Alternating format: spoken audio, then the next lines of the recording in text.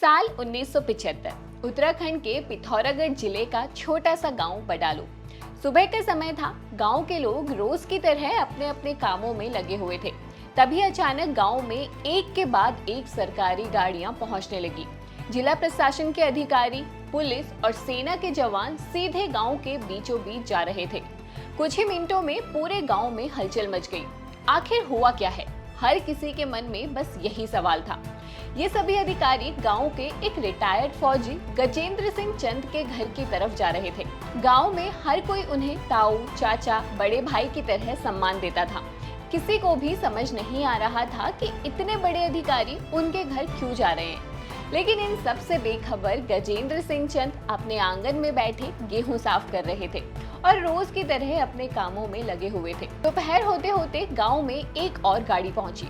इस बार उसमें से दो विदेशी अधिकारी उतरे। वो सीधे गजेंद्र सिंह चंद के पास पहुंचे और फिर उनमें से एक अधिकारी ने पूरी सैन्य गरिमा के साथ उन्हें सैल्यूट किया। इसके बाद दोनों ने हाथ मिलाकर उनका सम्मान किया। ऐसा नजारा देखकर पूरा गांव हैरान रह गया, क्योंकि जिस व्यक्ति को लोग सालों से सिर्फ एक रिटायर्ड फौजी समझते थे, उसे विदेशी अधिकारी इतना सम्मान आखिर क्यों दे रहे थे? वो हजारों किलोमीटर दूर मॉस्को से सिर्फ एक व्यक्ति से मिलने क्यों आए थे? आखिर कौन थे उत्तराखंड के गजेंद्र सिंह चंद? उन्होंने ऐसा कौन सा काम किया था कि दूसरा विश्व युद्ध खत्म होने के 30 साल बाद भी सोवियत संघ उन्हें नहीं भूला? भारत में गुमनाम लेकिन मॉस्को के रशियन आर्मी म्यूजियम में आज भी अमर। आखिर क्या है इस गुमनाम भारतीय वीर की कहानी? चलिए जानते हैं।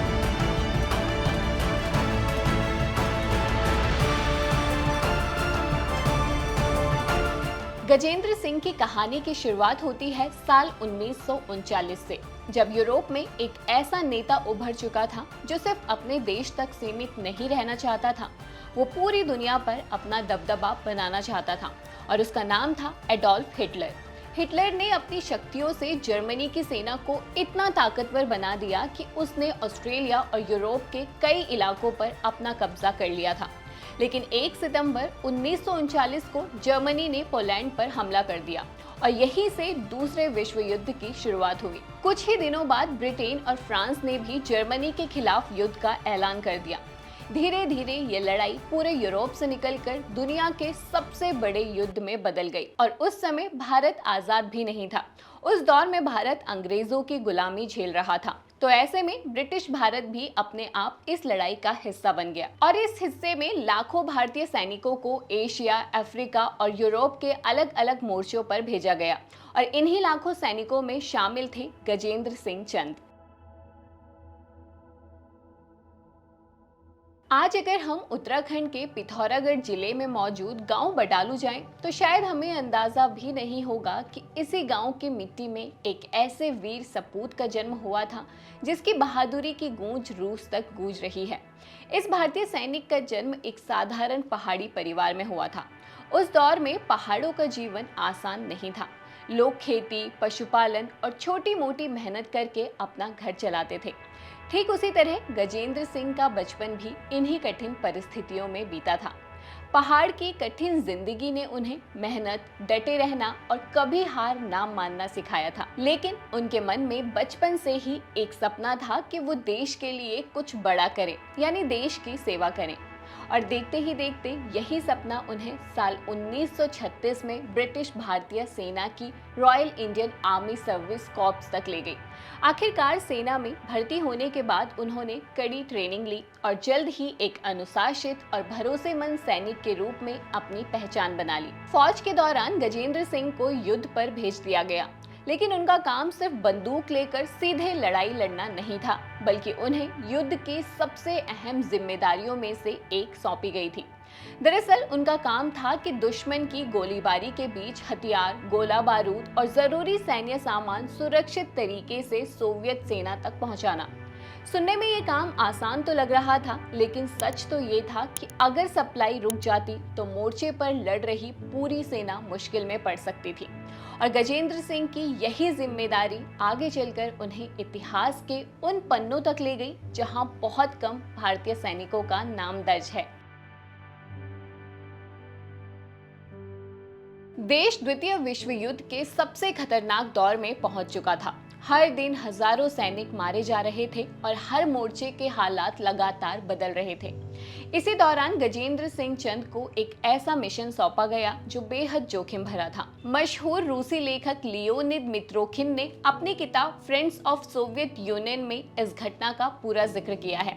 उनके अनुसार 1 मई 1943 की रात गजेंद्र सिंह चंद अपने साथियों के साथ एक अहम सैन्य अभियान पर निकले। उनके काफिले में कई ट्रक थे जिनमें हथियार, गोला बारूद और दूसरे जरूरी सैन्य सामान भरे हुए थे। इस पूरे काफिले की जिम्मेदारी हवलदार गजेंद्र सिंह चंद के कंधों पर थी। दुश्मन की नजरों से बचने के लिए उन्होंने सभी ट्रकों की हेडलाइट बंद करने का आदेश दिया। चारों तरफ घना अंधेरा, ऊंचे ऊंचे बर्फीले पहाड़, एक तरफ खड़ी चट्टानें तो दूसरी तरफ सैकड़ों फीट गहरी खाई और ऊपर से ऐसी कड़ाके की ठंड जहां रात का तापमान -20 डिग्री तक पहुंच जाता था। इन्हीं मुश्किल रास्तों से होकर उन्हें हजारों किलोमीटर दूर सोवियत सेना तक ये सामान पहुंचाना था। गजेंद्र सिंह सबसे आगे अपना ट्रक चला रहे थे और उनके पीछे उनका पूरा काफिला था जो धीरे धीरे आगे बढ़ रहा था। लेकिन सफर अभी शुरू ही हुआ था कि अचानक जर्मन सेना ने उनके काफिले पर हमला कर दिया। चारों तरफ गोलियां चलने लगी। कुछ ही देर में जर्मन लड़ाकू विमान भी आसमान में दिखाई देने लगे और बमबारी शुरू हो गई। हालात इतने गंभीर थे कि एक गलती पूरे मिशन को नाकाम कर सकती थी। ऐसे हालात में गजेंद्र सिंह ने घबराने के बजाय पूरे काफिले को संभाला और दिन निकलते ही वो ट्रकों को बड़ी बड़ी चट्टानों की आड़ में छिपा देते और जैसे ही रात होती फिर सफर शुरू कर देते। लगातार खतरे का सामना करते हुए आखिरकार वो अपने साथियों के साथ सोवियत सेना तक पूरा सैन्य सामान सुरक्षित पहुंचाने में सफल रहे। लेकिन खतरा अभी भी टला नहीं था। सोवियत सैनिक ट्रकों से हथियार और गोला बारूद उतार ही रहे थे कि तभी अंधेरे का फायदा उठाकर जर्मन सैनिकों ने अचानक हमला कर दिया। चारों तरफ गोलियों की आवाज गूंजने लगी।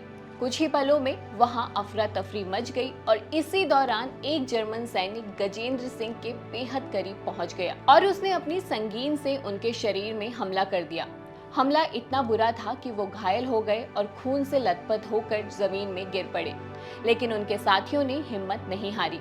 उन्होंने किसी तरह इस हमले को नाकाम किया और गजेंद्र सिंह को तुरंत अस्पताल पहुंचाया गया। कई दिनों तक उनका इलाज चलता रहा और आखिरकार गजेंद्र सिंह खतरे से बाहर आ गए। इलाज पूरा होने के बाद डॉक्टर ने उनके अधिकारियों से कहा कि अब उन्हें आराम के लिए भारत भेज देना चाहिए। लेकिन गजेंद्र सिंह ने ऐसा करने से साफ इनकार कर दिया। उन्होंने कहा, जब तक मेरे साथी युद्ध लड़ रहे हैं मैं भारत वापस नहीं जाऊंगा।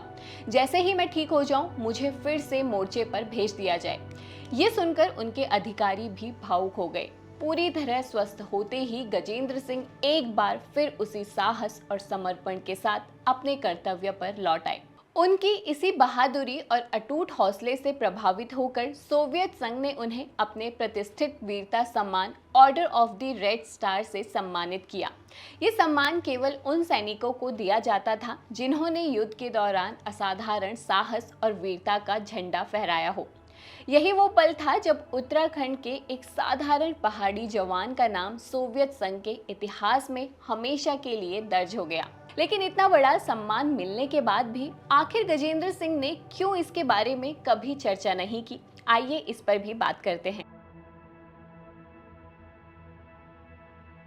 साल 1945 में दूसरा विश्व युद्ध खत्म हो गया। वहीं कुछ समय बाद गजेंद्र सिंह चंद भी अपने साथियों के साथ भारत छुट्टी मनाने लौट आए। सेना में कई साल तक सेवा देने के बाद वो 1960 में नायब सूबेदार के पद से रिटायर हो गए। रिटायरमेंट के बाद उन्होंने अपने गांव बडालू में एक बिल्कुल साधारण जीवन जीना शुरू कर दिया। वो खेती करते, परिवार के साथ समय बिताते और गांव के दूसरे लोगों की तरह सादा जीवन जीते रहे। हैरानी की बात तो ये थी कि उन्होंने कभी किसी को ये नहीं बताया कि दूसरे विश्व युद्ध के दौरान उन्हें सोवियत संघ के प्रतिष्ठित order of the red star से सम्मानित किया जा चुका है। गांव के लोगों को तो छोड़िए, उन्होंने अपने परिवार को भी इस सम्मान के बारे में कोई जानकारी नहीं दी। लेकिन एक दिन ऐसा आया कि पूरे गांव के लोगों को आखिरकार इस सच का पता चल गया। 1970 के दशक में रूसी लेखक और शोधकर्ता लियोनिद मित्रोखिन भारत और सोवियत संघ के संबंधों पर शोध कर रहे थे। इसी दौरान उन्हें युद्ध से जुड़ी पुरानी दस्तावेजों में पता चला कि दूसरे विश्व युद्ध के दौरान 2 भारतीय सैनिकों को order of the red star से सम्मानित किया गया था। उनमें से एक नाम गजेंद्र सिंह चंद का था। अब जैसे ही ये जानकारी मित्रोखिन को मिली, उनको गजेंद्र सिंह चंद जी से मिलने का मन हुआ और फिर वो उनकी तलाश के लिए निकल पड़े। तलाश करते करते कई सरकारी रिकॉर्ड और पुराने दस्तावेजों की मदद से मित्रोखिन को आखिरकार पता चला कि वो उत्तराखंड के पिथौरागढ़ जिले के छोटे से गांव बडालू में रह रहे हैं। इसके बाद एक सुबह अचानक बडालू गांव में सरकारी गाड़ियों का काफिला पहुंचा। जिला प्रशासन के अधिकारी, सेना के जवान और सोवियत संघ के प्रतिनिधि सीधे गजेंद्र सिंह चंद के घर पहुंचे। पूरा गांव ये सब देखकर हैरान था। तभी अधिकारियों ने गजेंद्र सिंह से मुलाकात की और उन्हें बताया कि सोवियत संघ दूसरे विश्व युद्ध में फासीवाद पर जीत की 30वीं वर्षगांठ मना रहा है। इस खास मौके पर उन सैनिकों को सम्मान पूर्वक आमंत्रित किया जा रहा है जिन्होंने युद्ध के दौरान सोवियत सेना की मदद की थी, और गजेंद्र सिंह चंद भी उन्हीं चुनिंदा भारतीय सैनिकों में शामिल थे। ये सुनते ही पूरे गांव के लोग हैरान हो गए। जिस व्यक्ति को वो सालों से एक साधारण किसान और रिटायर्ड फौजी समझ रहे थे, वो असल में दूसरे विश्व युद्ध का एक ऐसा भारतीय वीर था जिसकी बहादुरी रूस 3 दशक बाद भी नहीं भूला था। बाद में दिल्ली में आयोजित एक सम्मान समारोह के दौरान गजेंद्र सिंह चंद ने पहली बार अपने युद्ध के अनुभव को लोगों को बताया। वहीं मौजूद रूसी लेखक लियोनिद मित्रोखिन ने भी इन यादों को अपनी किताब फ्रेंड्स ऑफ सोवियत यूनियन में दर्ज किया, ताकि आने वाली पीढ़ियां इस भारतीय वीर की बहादुरी को कभी न भूलें। आज गजेंद्र सिंह चंद हमारे बीच नहीं है, लेकिन उनकी बहादुरी की कहानी आज भी भारत और रूस के रिश्तों की एक अनमोल याद मानी जाती है। उन्होंने युद्ध के मैदान में अपनी जान की परवाह किए बिना अपना कर्तव्य निभाया। सोवियत संघ के सबसे प्रतिष्ठित वीरता सम्मानों में से एक order of the red star हासिल किया, लेकिन कभी अपनी बहादुरी की चर्चा नहीं की, न कभी खुद को हीरो साबित करने की कोशिश की। तो ये थी उत्तराखंड के एक ऐसे गुमनाम फौजी की कहानी जिसको आज के लोग बहुत कम जानते हैं। इसलिए इस वीडियो को आगे शेयर करें, जिससे लोगों को इस गुमनाम फौजी के बारे में पता चल सके। इसके साथ ही आपको ये वीडियो कैसी लगी कमेंट करके जरूर बताएं। वीडियो अच्छा लगा हो तो इसे लाइक और शेयर जरूर करें और घुघुती को सब्सक्राइब करना ना भूलें। धन्यवाद।